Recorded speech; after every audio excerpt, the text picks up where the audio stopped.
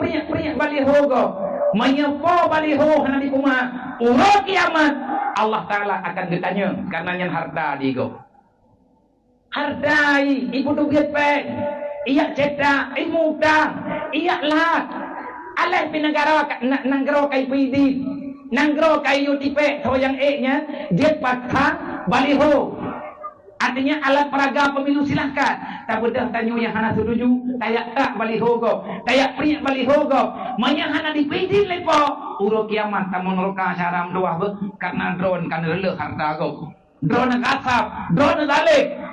maka siapapun kita tidak ingin masuk neraka jangan karena politik sekarang akhirnya kita hancur pada hari kiamat kalau dan menang urusan Allah tuzilu mantasya wa tu'izzu mantasya kipan hana dalam Al-Quran na urang pegah tunggu be nak meme ayat asai ka pemilu kana ayat hai gampang ai kajak kena ku beut na Quran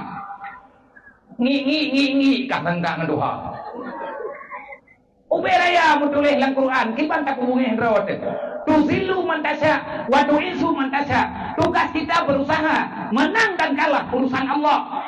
Allah sudah tahu siapa pemimpinnya Allah sudah tahu siapa yang menang siapa yang kalah masalah kalau menang yang kan sabah urusannya hayata tetapi yang lo kena pegang menang idonya kalau uro kiamat bagi pribadi lo enggak taglo uronyo daripada kalau uro kiamat menang dunia dan akhirat menang madum geberi Allah karena keselamatan dunia dan akhirat yang selamat umat Nabi Muhammad talu dunia menang uro kiamat lebih god talu uronyo yang penting menang waktu siratal mustaqim sukses dan tidak seorang manusia sukses tidaknya kita hamba Allah sukses setidaknya seorang keturunan Adam dalam dunia jawabannya bukan sekarang suksesnya nanti pada hari kiamat Allah yang pegang faman zuzi'anin nar wa udkhilal jannah faqad fat siapa yang sukses dia yang bebas daripada titian neraka siapa yang bisa melintasi titian siratal mustaqim kamulah yang sukses dunia dan akhirat menyempurnakan kesukses akhirat sukses agama Allah ulunyo dalam dunia maka beknali saling menyalahkan beklena urung kubruk bek pukuh sagonyo pukuh sagoji hantek ngan teo nunggu dukna urang meninggal syahid dalam masa tsunami uranya dalam masa konflik cukup jai kau dengan Aceh gada dek le tamu pegadah urang nyonggu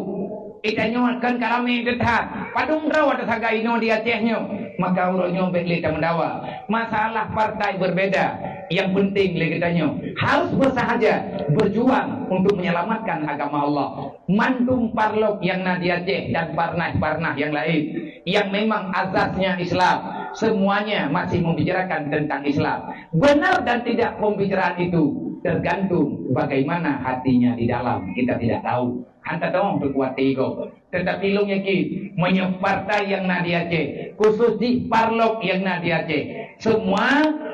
orang yang bekerja dalam partai itu adalah orang Islam. Orang Islam adalah orang yang mengajukan keselamatan dirinya dan saudaranya baik di dunia dan di akhirat. Semoga pemilu di Aceh akan berjalan dengan aman. Pemilu di Aceh tanpa ada saling menganggap saingan. Pemilu di Aceh semoga tidak ada orang yang menjegal kawan seiri menggunting dalam libatan. Yang baik bak pemenang raw tak ilahnya go. Yang baik ngak de kedanyo tayak go baliho go. Yang teguh naga tagai ma pula apa jua kaya. Naganya. Yang ka terlanjur laki ma dan ibu ma leureun. Draw ni yang kagade baliho ni.